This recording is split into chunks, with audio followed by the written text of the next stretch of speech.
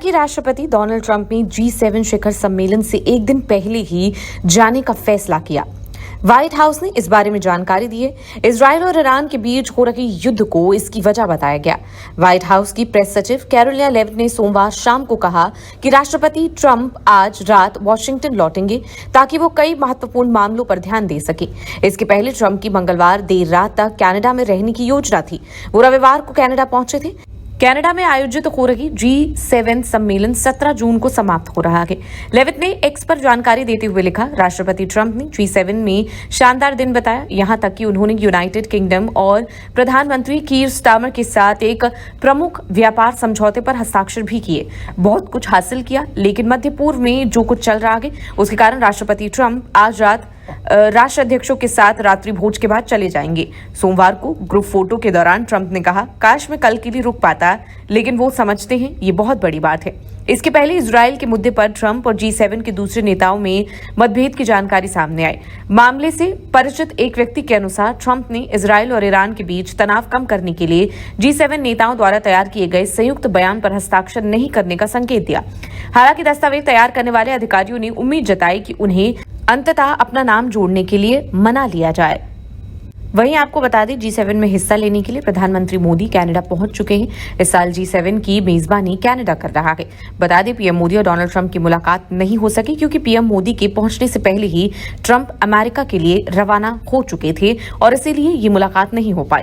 Trump ने Iran को चेतावनी दी कि उसे तुरंत अपनी परमाणु हथियार की महत्वाकांक्षा छोड़ देनी चाहिए, वरना हालात और बिगड़ सकते हैं। उन्होंने तेहरान को फौरन खाली करने की सलाह भी दे डाली है। ट्रंप ने ट्रूथ अकाउंट पर पोस्ट में लिखा, ईरान को अपनी परमाणु योजनाओं पर लगाम लगानी होगी, वरना बहुत देर हो जाएगी। उन्होंने ये भी जिक्र किया कि ईरानी नेता बातचीत करना चाहते हैं, मगर पिछले 60 दिनों में कोई समझौता नहीं हो सका, जिसके बाद इजरायल ने 4 दिन पहले ईरान पर हवाई हमले शुरू किए। इजरायल ने ईरान के कई परमाणु ठिकानों को निशाना बनाया, मगर ईरान का फोर्डो यूरेनियम संवर्धन केंद्र अभी भी बचा हुआ है। ये केंद्र जमीन के बहुत नीचे है, जिसे तबाह करने के लिए इजरायल को अमेरिका की 30,000 पाउंड की GPU-57 मासिव ऑर्डिनेंस पेनिट्रेटर बम की जरूरत पड़ती है।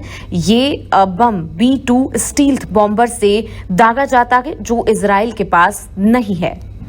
वहीं चर्चा अब ये भी हो रही है कि डोनाल्ड ट्रंप अब ईरान को लेकर बड़ा फैसला ले सकते हैं, क्योंकि उन्होंने अपने देश की राष्ट्रीय सुरक्षा परिषद यानी कि NSC के सिचुएशन रूम तैयार करने का आदेश दे दिया गया। फॉक्स न्यूज की रिपोर्ट के अनुसार situation room high security command centre है। इस कमरे के अंदर राष्ट्रीय सुरक्षा से जुड़े मुद्दे सुलझाए जाते हैं। युद्ध, आतंकवादी हमला या वैश्विक संकट गहराने की आशंका में ये रूम तैयार किया जाता है। अगर ट्रंप ने NSC को ये रूम तैयार रहने का निर्देश दिया गया तो हालात गंभीर और अब अमेरिका कोई बड़ा फैसला लेने वाला हो सकता है। इसीलिए ये तमाम खबरें अब तेजी से सामने आ रही हैं। बता दें, डोनाल्ड ट्रंप जितनी देर समिट में रहे, इजरायल ईरान युद्ध पर आक्रामक रवैया अपनाते रहे।